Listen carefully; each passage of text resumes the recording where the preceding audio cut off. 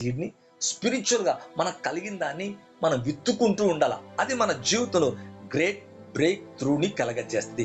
ఈరోజు మీ అందరి జీవితంలో మీ పేదరికము తొలగి ఫైనాన్షియల్గా నా జీవితం ఏంది, మీ జీవితం ఏంటి, మనందరి జీవితంలో వినికిడిలో ఉన్న మనందరి జీవితంలో ఫైనాన్షియల్గా బ్రేక్ త్రూ అవును గాక. మరలా అంటున్నా, దేవుడు ఇదిగో భూమి మీద ఉన్న విత్తనమునిచ్చు ప్రతి చెట్టు, మళ్ళీ క్లియర్ గా మాట్లాడుతున్నాడు, విత్తనమునిచ్చు వృక్ష ఫలములు ప్రతి వృక్షమును మీకు ఇచ్చి ఉన్నాను, అవి మీకు ఆహారమగును. అంటే విత్తనం ఏమైతుంది, మనకి ఏమిస్తుంది? ఇప్పుడు చెప్పాలా, ఏమిస్తుంది చెప్పాలి, అందరు చెప్పాలి, నోటితో చెప్పాలి. విత్తనం నీకేమిస్తుంది చెప్పాలి, ఏమిస్తుంది? ఆహారం ఇస్తుందంట. నువ్వు విత్తుకుంటే ఇప్పుడు మామిడి పళ్ళు విత్తనం అండి, ఏమి ఇచ్చిందండి? ఆహారం ఇచ్చింది. అది ఆ లోపల ఉన్నది మళ్ళీ దాన్ని విత్తాల, పైదంతా దీన్ని ఏం చేస్తున్నాం, విత్తుతున్నాం. యాపిల్ విత్తాం, ఏమిచ్చింది? అది ఆహారం ఇస్తుంది. అంటే నీకు ప్రొడక్షన్ ఇస్తుంది, హార్వెస్ట్ ఇస్తుంది నీకు, అంటే ఆహారం ఇస్తుందంట. ఎంత అద్భుతమైన మాట, ఆహారం ఇస్తుంది. అవి మీకు ఆహారమగును. విత్తలేదు నీకు ఆహారం రాదన్నట్టు అర్థమవుతుందా అండి? అంటే విత్తుతున్నప్పుడు నీకు ఏమొస్తుంది? ఆహారం వస్తుంది. అంటే నీ విత్తనములో ఏముంది ఇప్పుడు చెప్పండి, నీ విత్తనములో ఏముంది? ఎంత క్లియర్ అమ్మా, వెరీ క్లియర్ చేశాను కదా. నీ విత్తనములో ఆహారం ఉంది, అంతే. నువ్వు విత్తుకోలేదు, విత్తలేదు, లైఫ్ లేదు, ఆహారము లేదు, ఫ్యూచర్ లేదు, రిజల్ట్ లేదు, ప్రొడక్షన్ లేదు. వింటున్నారా? అంటే మన జీవితంలో ఈ విత్తనములో ఏముందంట ఇక్కడ అంటున్నాడు మంచి మాట, అవి మీకు ఆహారమగును. అంటే ఇప్పుడు ఒక్కసారి చెట్టు ఇచ్చాడు, విత్తనం ఇచ్చాడు, అవి కింద పడతాను. ఇప్పుడు నువ్వేం చేయాలి? దాన్ని నాటుకోవాలా, అనగా మా పొలములు నాటుకోవాలా, విత్తుకోవాలా, సాగు చేసుకోవాలా. సాగు చేసుకొని విత్తుకున్నప్పుడు అవి నీకేమిస్తుంది తిరిగి? మళ్ళా చక్కటి ఆహారం. మంచిగా అర్థం చేసుకోవాలా. ఆహారం తింటే ఏమవుతాం? బ్రతుకుతాం, లైఫ్. మరలా అంటున్నాను, లైఫ్ అంటే బ్రతకాలంటే నీకేం కావాలి? ఆహారం కావాలా వద్దా అండి? ఆహారం అంటే ఆహారం ఎలాగొస్తుందంట? విత్తనములో. అంటే నీ సీడ్, నీ విత్తే సీడ్ నీకేమిస్తుందంటే ఫ్యూచరే కాదు, లైఫే కాదు, ఇక్కడ ఆహారం ఇస్తుందంట. ఈ రాత్రి కాల సమయంలో ఒక ఫైనాన్షియల్ బ్రేక్ త్రూ మీ స్పిరిట్ లో చూడబోతున్నారు. ఆర్థికంగా, ఆత్మీయంగా, శారీరకంగా మీరు బలమైన కార్యాలు చూడబోతున్నారు. చూద్దామా, బైబిల్లో చూద్దామా? ముందుకు అలా వెళ్తుంటే మీకు అర్థమవుతుంది. ఆది కాండం, దాని మీద మళ్ళీ టాపిక్ మీద ఇప్పుడు చెప్పిన 6 మీద మళ్ళీ అక్కడక్కడ టచ్ చేస్తూ వస్తా. ఆది కాండము 47:23. కొన్ని నేను యూట్యూబ్ లో వేయను, ఇవన్నీ కొన్ని ఇంపార్టెంట్, కొన్ని వేయకూడదు, కొన్ని వేయాలి. రైట్, ఓకే, కొంచెం లోతుగా ఉన్నాయి, వేయాలి. రైట్. యోసేపు ఇదిగో నేడు మిమ్మును మీ భూములను ఫరో కొరకు కొని ఉన్నాను, ఇదిగో మీకు విత్తనములు పొలములో విత్తుడి. Okay, చౌతల్లి continuation. పంటలో 5వ భాగం మీరు పొలములో విత్తుటకు మీకును మీ కుటుంబముల వారికి ఆహారమునకును మీ పిల్లలకు ఆహారమునకును మీవై ఉండునని ప్రజలతో చెప్పగా. అంటే కరువు వచ్చింది, ఓకే, వాళ్ళ దగ్గర అన్ని అయిపోయినాయి, వాళ్ళ వస్తువులు వాళ్ళ కలిగిన అన్ని యోసేపు దగ్గరకు వచ్చి ఆహారం కావాలంటున్నారు. ఆహారం అంతా యోసేపు దాచిపెట్టాడు. ఇప్పుడు అంటున్నాడు, ఇప్పుడు ఏం చేశాడు? ఆహారాన్ని దాచిపెట్టి కొన్ని విత్తనాలు దాచిపెట్టాడు. ఇదిగో మీకు విత్తనాలు ఇస్తున్నాను, చూడండి మీకు విత్తనాలు ఇస్తానంట దేవుడు. అమ్మా మీకు సీడ్ ఇస్తానంట, చెప్పండి, నాకు సీడ్ ఇస్తానని చెప్పండి. మీకు చాలా స్పిరిచువల్ మాట్లాడుతున్నా, మీకు అండర్స్టాండింగ్ ఉంటుంది. రైట్, ఓకే, నీ చేతిలో సీడ్ ఇస్తాడు దేవుడు, ఫైనాన్షియల్ సీడ్ ఇస్తాడు. ఆ సీడ్ ని మీరు ఏం చేయాలా? ఇదిగో మీకు విత్తనములు, ఇదిగో మీకు విత్తనములు. అంటే మీ చేతిలో ఏం పెడుతున్నాడు? కొంత సీడ్ పెడతాడంట. అప్పుడు దాంట్లో మనం ఏం చేయాలా? ఆ విత్తుకోవాలంట. పొలములో విత్తుడి, దేవుని పనికై లేదా దేవునికై మనం విత్తుతున్నప్పుడు తిరిగి మరలాది మనకేమవుతుంది? ఆహారంకై వస్తుందంట. ఇక్కడ వీళ్ళందరికి చెప్తున్నాడు యోసేపు, ఇదిగో నేను మిమ్మల్ని మీ భూములు ఫరో కొరకు కొనినాను, ఇదిగో మీకు విత్తనములు. మీరేం చేయాలా? పొలమును దాన్ని విత్తండి. దాచిపెట్టిన విత్తనాలు ఏం చేస్తున్నాడు? విత్తండి. దేని కొరకయ్యా? పంటలో 5వ భాగం మీరు ఏం చేయాలా? మీరు ఫరో కొరకు ఇవ్వవలను. 5వ భాగాన్ని ఇవ్వాలా. 4 భాగములు పొలములో విత్తుటకును మీకు మీ కుటుంబం వారికి ఆహారమునకును మీ పిల్లలకు ఆహారమునకును మీవై ఉండునని ప్రజలతో చెప్పగా. అంటే ఏవైతే విత్తాడో వాళ్ళకి ఏమీ సమకూర్చబడ్డది? ఆ విత్తిన తర్వాత ఆహారం వచ్చింది, వాళ్ళు బ్రతుకుతున్నట్టుగా దేవుని యొక్క వాక్యంలో చూస్తున్నాం. అంటే కరువు కాలములో చెప్తున్నాడు యేసోబు, వారందరికీ కాదు, వాళ్ళ వాళ్ళ కుటుంబాన్ని రక్షించటమే కాకుండా ఈ ఐగుప్తులో ఉన్న జనాల్ని దేవుడు ఎలా ఎలా ఎలా వాళ్ళు ఎలా చేస్తే రక్షించబడతారో, ఎలా చేస్తే వాళ్ళకి ఆహారం వస్తుందో చెప్తున్నాడు ఇక్కడ. మీకు విత్తనాలు ఇస్తున్నా, మీ విత్తనాలు ఏం చేయాలా? ఫరో కొరకు మీరు వెళ్ళి విత్తండి, విత్తి 5వ భాగం తీయండి. ఈ విత్తిన ఆహారం మీకు మీ పిల్లలకు ఆహారం అవుతుంది. అంటే మీకు ఆహారం కావాలంటే మీరు ఏం చేయాలా? మీ పిల్లలు మీరు బ్రతకాలంటే మీకు ఇవ్వబడింది, ఇప్పుడు నేను విత్తనాన్ని ఇస్తానే, ఈ విత్తనాన్ని తీసుకెళ్ళి మీరు ఏం చేయాలా? పొలములో విత్తాలని చెబుతున్నట్టుగా దేవుని యొక్క వాక్యంలో చూస్తున్నాం. అంటే నీ విత్తనం నీకు ఆహారం ఇస్తుంది, నీకు విత్తనం నీకు లైఫ్ ఇస్తుంది, నీకు విత్తనం నీకు భవిష్యత్తు ఇస్తుంది, నీ విత్తనం నీకు రిజల్ట్ ఇస్తుంది, నీ విత్తనం ప్రొడక్షన్ అనగా ఉత్పత్తిని ఇస్తుంది, పంటని ఇస్తుంది. ఈ విధంగా అనేక కార్యాలు తీసుకొస్తుంది. కనుక ఈరోజు నీ ఫైనాన్షియల్ బ్రేక్ త్రూ దేంట్లో ఉందంటే నీ విత్తనములో ఉన్నది. మళ్ళా అంటున్నా, చాలా షార్ట్ గా స్వీట్ గా చేస్తున్నాను. చూద్దాం. లేవీలకు రాసిన గ్రంథం చూడండి. లేవి గ్రంథం 25వ అధ్యాయం 22వ వచనం. అందులో ఒక్కసారి చూద్దాం. 25, 22 ఇది చదవన్నానా? లేవి కాండం 25వ అధ్యాయము 22వ వచనం చూడండి తల్లి, చదవండి. మీరు 8వ సంవత్సరమున విత్తనములు విత్తి 9వ సంవత్సరము వరకు పాత పంట తినెదరు, దాని పంటను కూర్చు వరకు పాత దానిని తినెదరు. ఆమేన్. ఇక్కడ అంటున్నాడు 8వ సంవత్సరం వేసిన, చాలాసార్లు చెప్పాను, 8వ సంవత్సరం విత్తిన విత్తనములు, ఆ సంవత్సరమున విత్తనములు విత్తి, అంటే 8 సంవత్సరాలు విత్తనాన్ని విత్తారండి. 9వ సంవత్సరం వరకు పాత పంట, అంటే ఆ లాస్ట్ డే, ఆ 8వ సంవత్సరం తినెదరు, దాని పంటను కూర్చు వరకు, మన కొత్త దేశింది పంటను కూర్చు వరకు పాత దాన్ని తినెదరంట. అంటే విత్తుకున్న విత్తనము యొక్క విత్తనాల గురించి మాట్లాడుతుంది. మీరు 8వ సంవత్సరాన్ని విత్తిన విత్తనములు విత్తి 9వ సంవత్సరం వరకు పాత పంట, అనగా ఈ 9వ సంవత్సరం కూడా 8వ సంవత్సరంలో పండిన దాన్ని 8వ సంవత్సరంలో ముగిసిపోక 8వ సంవత్సరం ఎప్పటిదాకా కంటిన్యూటీ అవుతుందంట? 9వ సంవత్సరానికి కూడా కంటిన్యూటీ అవుతుందంట. అర్థం చేసుకోవాలా? దాని పంట కూర్చు, మళ్ళీ దీని పంట కూర్చు వరకు పాత దాని పంట మీరు ఏం చేస్తారంట? తింటారంట. ఎంత భవిష్యత్తు ఇస్తున్నాడో మీరు అర్థం చేసుకోవడానికి ప్రయత్నించాలా. అంటే విత్తనం మనకి ఏమి ఇస్తుంది? ఇక్కడ ఒక్క దాని మీద మీకు చెప్తున్నాను, అంటే భవిష్యత్తును మనకు కలగ చేస్తుంది.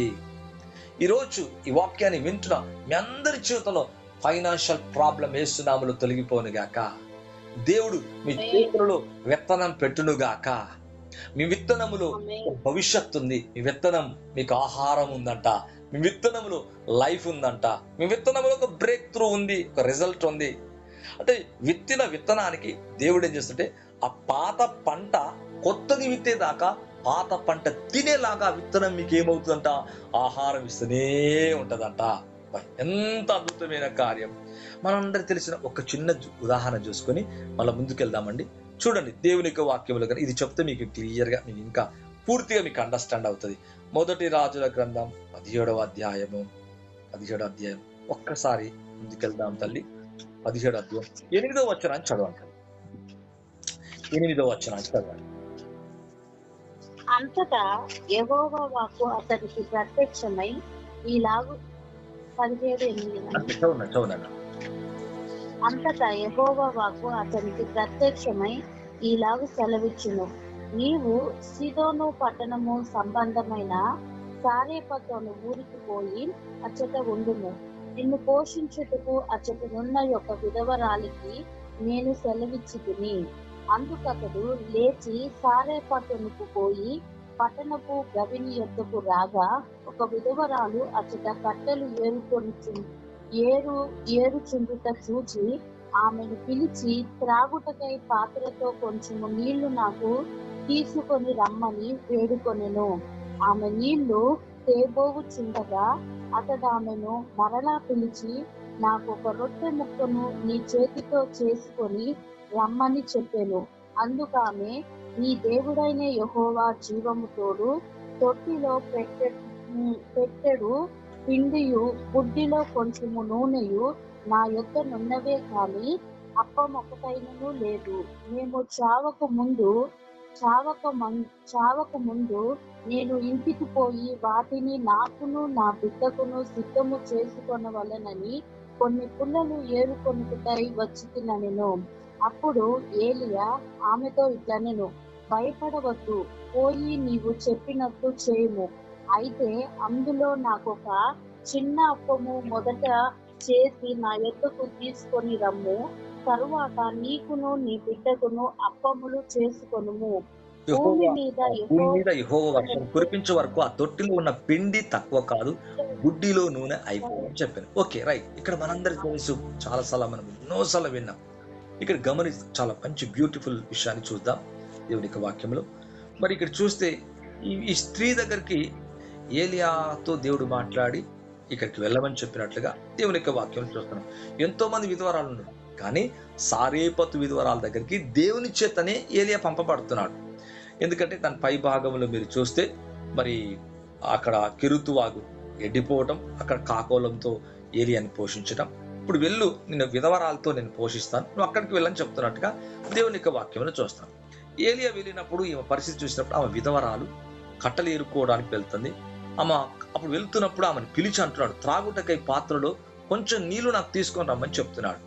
అప్పుడు ఆమె అంటుంది, ఆమె నీళ్లు తేబోచుండగా ఆమెను మరలా పిలిచి నాకు ఒక రొట్టె ముక్కని నీ చేతిలో తీసుకొని రమ్మని చెప్పాను. అప్పుడు ఆ స్త్రీ చెప్తుంది, అందుకు ఆమె, నీ దేవుడిని యెహోవా జీవంతోడు, తొట్టిలో పట్టెడు పిండి బుడ్డిలో కొంచెం నూనె నా యొద్ద ఉన్నవే కానీ అప్పం ఒకటైనా రాలేదు. అంటే ఎందుకు ఇలా జరుగుతుంది? ఏలియా ప్రవచించాడు, వర్షం రావద్దు, ఈ మంచైనా కురవద్దు. అందుకే 3.5 సంవత్సరాలు అక్కడ ఈ కాలం జరిగేటప్పుడు మొత్తం కరువు వచ్చేసేసి అందరి దగ్గర అన్ని అయిపోతున్నాయి. కొంతమంది చనిపోతున్నారు ఇందులో, కొంతమంది వాళ్ళ బ్రతుకులు లేవు, వాళ్ళ లైఫ్ లేదు అక్కడ. అయితే ఈ స్త్రీ దగ్గరకు వస్తున్నాడు, ఈ విధవరాల దగ్గరకు వస్తున్నాడు. మేము చావక ముందు నేను ఇంటికి పోయి వాటిని నాకు నా బిడ్డకు సిద్ధము చేసుకున్న వల్లనే కొన్ని పుల్లలు ఏరుకోవటానికి వచ్చి తిని. అంటే ఇక లాస్ట్ మీల్ అన్నట్టు, లాస్ట్ అదే ఉంది. ఎంత ఉంది అది? బుడ్డెడు నూనె, కొంచెం అప్పం చేసుకుని కొంచెం పిండి ఉంది, బుడ్డెడు నూనె ఉందని ఆమె స్థితి చెప్తుంది. అప్పుడు ఏలియా ఆమెతో ఇట్లా, భయపడవద్దు, పోయి నువ్వు చెప్పినట్లు చేయము. అయితే అందులో ఉన్న అందులోనే నాకు ఒక చిన్న అప్పము మొదట చేసుకుని నా యొద్దకు తీసుకుని రాము. చాలా డిఫికల్ట్ సిచ్యువేషన్, కరువు, అంటే ఏమో చావు బ్రతుకులో ఉంది, మేము చావక ముందు అంటుంది. అంటే ఇక లైఫ్ లేదు, ఇది తింటే ఇక తిన్న తర్వాత ఇక ఏం లేదు, ఇక లేదన్నట్టు, ఇక లైఫ్ లేదన్నట్టు. అప్పుడు అంటున్నట్టు ఆ సమయంలో ఇప్పుడు ఏలియా వచ్చి అంటాడు, భయపడవద్దు, పోయి చెప్పినట్లు చేయము. అయితే అందులో నాకొక చిన్న అప్పము మొదట చేసి నా యొద్దకు తీసుకుని రాము. అంటే ఇప్పుడు ఉన్న దాంట్లో ఉన్న ఆ చిన్న అప్పమే సీడ్ అన్నట్టు అర్థం, ఒక విత్తనం. ఆమె విత్తనములో ఉన్న అది ఉన్న దాంట్లో ఇప్పుడు ఏం చేస్తుంటే అది ఆ రొట్టె ఏం చేస్తుందంటే నా కొరకు మొదట తీసుకుని రమ్మన్నప్పుడు ఆమె కంగారు పడుతుంది. తర్వాత నీకు నీ బిడ్డకు అప్పములు చేసుకునమని చెప్పినప్పుడు భూమి మీద యెహోవా వర్షము కురిపించే వరకు తొట్టిలో ఉన్న పిండి తక్కువ కాదు, బుడ్డిలో నూనె అయిపోదని చెప్పాను. అప్పుడు ఇశ్రాయేలు దేవుడిని యెహోవా సెలవిచ్చినాడనను. అంతటా ఆమె వెళ్ళి ఏలియా చెప్పిన మాట చొప్పున చేయగా అతడును ఆమెయు ఆమె ఇంటి వారు అనేక దినములు భోజనము చేయించు వచ్చిరి. అంటే మొదటగా నీళ్లు తీసుకురా అని చెప్పాడు. రెండోదిగా అప్పమి అన్నప్పుడు ఆమె ఎలా చావు బ్రతుకులో ఉంది, ఎలా బాధపడుతుంది, ఎలా కష్టములో ఉంది, తన విషయానంతా చెప్పింది. ఆయనను ధైర్యం తెచ్చుకొని ఇప్పుడు ఏం చేస్తుంటే మొదటగా ఒక అప్పాన్ని తీసుకొచ్చి తనకిచ్చినట్లుగా దేవుని యొక్క వాక్యంలో చూస్తున్నప్పుడు ఏలియా ఒక మాట అంటున్నాడు, చక్కటి మాట అంటున్నాడు. ఏమంటున్నాడంటే, భయపడవద్దు, నువ్వు చెప్పినట్టు చేయము. అయితే నాకు చిన్న అప్పాన్ని తీసుకొని రా, మరి నీకు నీ బిడ్డకు తర్వాత అప్పాలు చేసుకో అని చెప్పాడు. భూమి మీద యెహోవా వర్షం కురిపించే వరకు ఆ తొట్టిలో ఉన్న పిండి తక్కువ కాదు, బుడ్డిలో నూనె అయిపోదంట. ఇక్కడ ఒక మెరకల్ చేస్తున్నాడు, ఒక అద్భుతం చేస్తున్నాడు. అంటే ఈమె సీడ్ ఈమెకేమిస్తుంది? లైఫ్ ఇస్తుంది. ఈమె సీడ్ ఈమెకేమిస్తుంది? బ్రేక్ త్రూ ఇస్తుంది. ఇంకొక విధంగా చెప్పాలంటే ఈమె సీడ్, ఈ విత్తనం ఒకవేళ కనుక ఈ క్రిటికల్ టైంలో, ఈ హార్డ్ సిచ్యువేషన్లో, ఇటువంటి బాధాకరమైన ఈ కష్ట సమయంలో కూడా కొంచెం వెనుకాడి ఆమె కనుక విత్తుకోకపోతే, విత్తనములో ఏముందని చెప్పాను, ఇందాక చెప్పాను, విత్తనములో ఏముంది మొదటి చెప్పాను, విత్తనములో లైఫ్ ఉంది. ఇప్పుడు విత్తుకోకపోతే ఆమె లైఫ్ స్పాయిల్ అయ్యేది, అంటే లైఫ్ పోయేది. అంటే ఇంతటువంటి క్రిటికల్ విషయంలో ఇట్లాంటి కష్ట సమయంలో మంచిగా అర్థం చేసుకోవాలి. నీ విత్తనములో నీకు జీవం ఉంది, నీ విత్తనంలో లైఫ్ ఉంది. మరలా అంటున్నా, అందుకే విత్తాల, అందుకే మన పిల్లలకు నేర్పాల, మనం నేర్చుకోవాలా. భర్తకు, భార్యకు, పిల్లలకు, కుటుంబానికి నేర్పాల. ఇందులో లైఫ్ ఉంది. ఇది స్పిరిచువల్ గా విత్తుతున్నాం. వాళ్ళు ఫిజికల్ గా విత్తారు, మనం స్పిరిచువల్ గా విత్తుతున్నాం, విశ్వాసంతో విత్తున్నాం. అంటే ఈ ప్రవక్తకి ఏమిస్తుంది? మొదటిగా చేసిన అప్పానిచ్చిన చిన్న అప్పం అంట, ఆ కొంచెం బుడ్డిలో ఉన్న నూనె, కొంచెం పట్టడి పిండి, ఇది అయిపోతే మేము చనిపోతాము, మరణిస్తామని చెప్పిన ఆ మరణం ఆగిపోయినట్లుగా చూస్తున్నాం. అంతేకాదు, బుడ్డిలో నూనె అయిపోలేదంట. అంతేకాదు, ఆ పిండి పెరుగుతూనే ఉందంట. మరి ప్రభు వర్షం ఇచ్చేదాకా ఆ బ్రతికే ఉంది. ఆ వర్షం తర్వాత మళ్ళీ విత్తనం వేసుకుందా బ్రతికింది. అంటే ఈ చిన్ని అప్పం ఆమెకెంత లైఫ్ ఇచ్చిందో మీరు అర్థం చేసుకోవాలి. ఈ మొదటి పాయింట్ లో చెప్తున్నా, నీ సీడ్ లో లైఫ్ ఉంది. The first point. ఇట్లా చెప్పుకుంటూ పోతే ఈ రోజు కూడా సరిపోతుంది నాకు తెలిసినంత వరకు. చెప్పండి, నా సీడ్ లో లైఫ్ ఉందని చెప్పండి. నా సీడ్ లో లైఫ్ ఉన్నది. అందరు చెప్పాలా నా సీడ్ లో లైఫ్ ఉందని చెప్పండి. నా సీడ్ లో లైఫ్ ఉన్నది. లైఫ్ వచ్చిందా? లైఫ్ ఉందా? బూడిలో నూనె అయిపోదని చెప్పాడు. ఓకే, ఇశ్రాయేలు దేవుడిని యెహోవా సెలవిస్తున్నానని చెప్పాడు. ఆ అనేక దినాల భోజనం చూడండి. ఇప్పుడు చదవండి 15వ వచనం. ఇశ్రాయేలు దేవుడిని యెహోవా సెలవిచ్చున్నాడు అనను. అంతటా ఆమె వెళ్ళి ఏలియా చెప్పిన మాట చొప్పున చేయగా, అమ్మ నువ్వు ఇచ్చే ఈ విత్తనం, ఈ అప్పం ఉంది, అందులో నీకు లైఫ్ ఉందని చెప్పాడు ఆయన. నీకు బ్రేక్ త్రూ ఉందని చెప్పాడు, నీకు ఫ్యూచర్ అని చెప్పాడు. వెంటనే ఏం చేసింది? బిలీవ్ చేసింది ఆ ప్రవక్తను. ఆ ప్రవక్త నమ్మింది, విశ్వసించింది, అది దేవుని మాటగా నమ్మింది. మంచిగా అర్థం చేసుకోవాలా. ఆమెయు ఆమె ఇంటి వారు, చూడండి, ఆ రోజు వరకేనా? ఆ రోజు ఒక్క రోజేనా? ఆమెయు ఆమె ఇంటి వారు అనేక దినములు భోజనము చేయించు వచ్చిరి. యెహోవా ఏలియా ద్వారా సెలవిస్తానంట. ఈరోజు ప్రభు ద్వారా సెలవిస్తున్న ఈ మాటలు మీరు అర్థం చేసుకుంటే మీ లైఫ్, మీ పిల్లల లైఫ్ అవుతాయి. మీ లైఫ్, మీ పిల్లల life great financial break through చూడబోతున్నారు.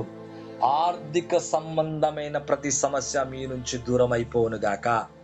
ఇక్కడ అంటున్నాడు, యెహోవా ఏలియా ద్వారా సెలవిచ్చిన ప్రకారం తొట్టిలో ఉన్న పిండి తక్కువ కాలేదంట, బుడ్డిలో నూనె అయిపోలేదంట.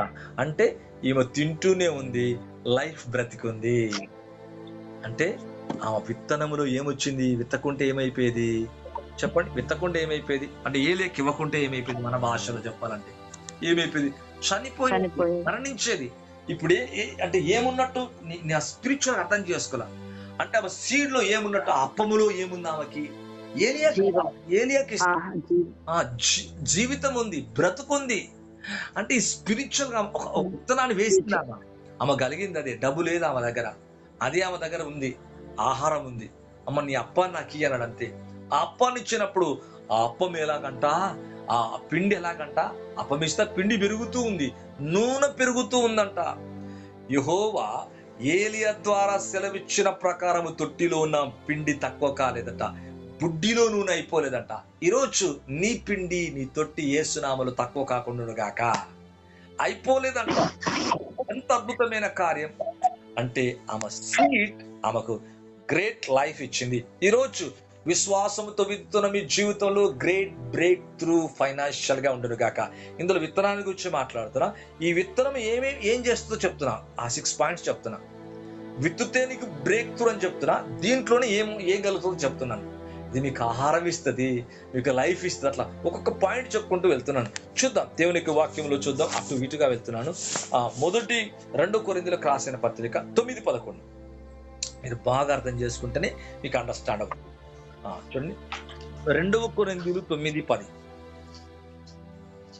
చాలా జాగ్రత్తగా వినాలి, అప్పుడే మీకు అండర్స్టాండ్ అవుతుంది. విత్తువానికి విత్తనమును తినుటకు ఆహారమును దయచేయు దేవుడు మీకు విత్తనము దయచేసి విస్తరింపచేసి మీరు ప్రతి విషయంలో పూర్ణ ఔదార్య భాగ్యము గలవారగునట్లు మీ నీతి ఫలములు వృద్ధి పొందించును. విత్తువానికి ఏమిస్తారంట? విత్తువానికి విత్తనం ఇస్తారంట. ఈ రోజు ఆశ నీకుంటే నీకేమి ఇస్తారంట?